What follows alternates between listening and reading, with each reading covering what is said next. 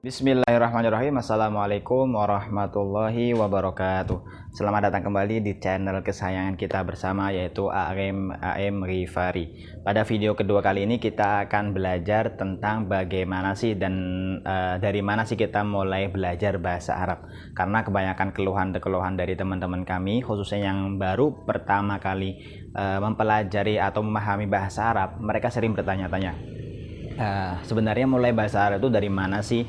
Mulai bahasa Arab itu dari tahap seperti apa? Karena sebagian mereka belajar saling tumpang tindih. Ada yang mulai belajar dari kaidah-kaidah, dari mulai kalam, kemudian dari mulai ucapan-ucapan keseharian, atau banyak dari mereka belajar langsung dari kitab, sehingga mereka bingung untuk mengaplikasikannya secara verbal, khususnya bagi kita orang Indonesia. Kemungkinan ya, bagi kita yang awal mula belajar bahasa Arab, kita lebih ingin mempelajari bahasa Arab agar bisa mempermudah dalam memahami Al-Quran. Tapi apakah seperti itu?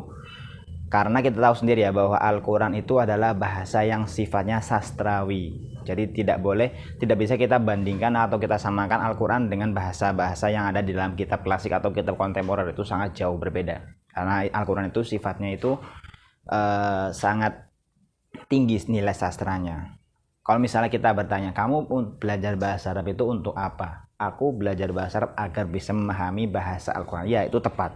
Tetapi yang perlu kita ketahui, apakah kita bisa bersifat konsisten dalam mempelajari bahasa Arab. Nah, ini yang poin pertama ya. Jadi kalau kita bertanya, langkah seperti apa kita untuk mempelajari bahasa Arab, yaitu yang pertama, niat dan konsistensi. Kalau kita hanya belajar bahasa Arab 1 atau 2 bulan, dalam 1 minggu cuma 2 kali pertemuan, kemungkinan besar, bukan saya mematahkan semangat bagi teman-teman ya, kalau kita belajar bahasa Arab hanya 1-2 bulan dengan durasi 1 atau 2 kali pertemuan dalam 1 minggu, itu kemungkinan besar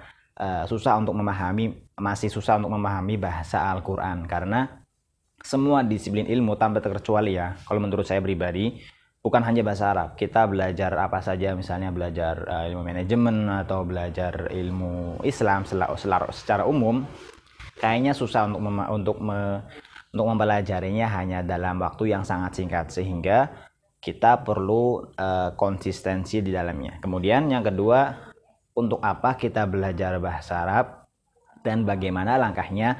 Kita tentukan dulu, kita belajar bahasa Arab itu orientasinya untuk apa? Apakah untuk dunia akademik, atau untuk bekerja di luar negeri, khususnya di Timur Tengah, atau untuk memahami bahasa kitab, atau untuk sekedar mengetahui bahasa verbal, baik itu yang sifatnya fusha atau yang sifatnya amiyah. Nah, ini yang perlu kita ketahui. Kalau misalnya, ini saya gambarkan satu contoh ya. Misalnya kita ingin belajar bahasa Arab yang orientasinya verbal, orientasinya muhadatsah atau muhawarah. Kalau kita hanya ingin mengetahui bahasa Arab secara verbal, kita cukup belajar tentang kaidah-kaidah domir atau domair dalam bahasa Arab. Jadi kita fokuskan, misalnya selama 1 semester kita benar-benar fokus mempelajari dan mempraktekkan secara kontinu bagaimana sih melafalkan secara benar fi'il madhi, fi'il mudhari, fi'il amr. Yang dalam mempelajarinya ada yang dinamakan dengan tasrif lughawi atau tasrif yang berjumlah 14 ya, dari mulai huwa, huma, hum. Jadi selama 1 semester kita benar-benar menggembleng diri kita untuk bisa melancarkan kosakata khususnya kata kerja ya, dan diaplikasikan ke dalam fi'il madhi, fi'il mudhari, dan fi'il amr, ke dalam tasrif lughawi. Jadi untuk pertemuan selanjutnya kita akan menyampaikan secara singkat, secara mudah bagi kita khususnya yang ingin mempelajari bahasa Arab secara verbal. Jadi karena sebagian dari guru-guru kita mengatakan bahwa mempelajari bahasa Arab secara verbal sebenarnya lebih mudah daripada mempelajari bahasa Arab secara literal ya. Kalau kita mempelajari bahasa Arab kitab itu sangat lama. Kalau menurut pengalaman dari kami, ada yang disebut dengan ilmu nahwu, ilmu sorof. Ilmu nahwu itu di dalamnya ada banyak sekali kaidah, begitu pula ilmu sorof. Tapi kalau dalam mempelajari ilmu bahasa Arab verbal itu insya Allah cukup singkat. Hanya kita mempelajari tentang kaidah-kaidah dasar bahasa Arab. Yang di dalamnya sebenarnya juga ada ilmu nahwu, juga ada ilmu shorof, tetapi diringkas, dipadatkan menjadi satu kaidah yang mudah difahami. Nah, salah satu kaidah tersebut ada yang disebut dengan taslif lughawi.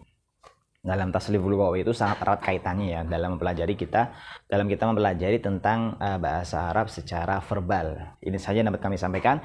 Insya Allah di video selanjutnya sekali lagi kita akan menyampaikan bagaimana langkah-langkah dalam kita mempelajari bahasa Arab secara lisan, muhadasah, percakapan kita kepada orang lain, kepada satu orang, dua orang, tiga orang, kepada laki-laki, perempuan, bagaimana.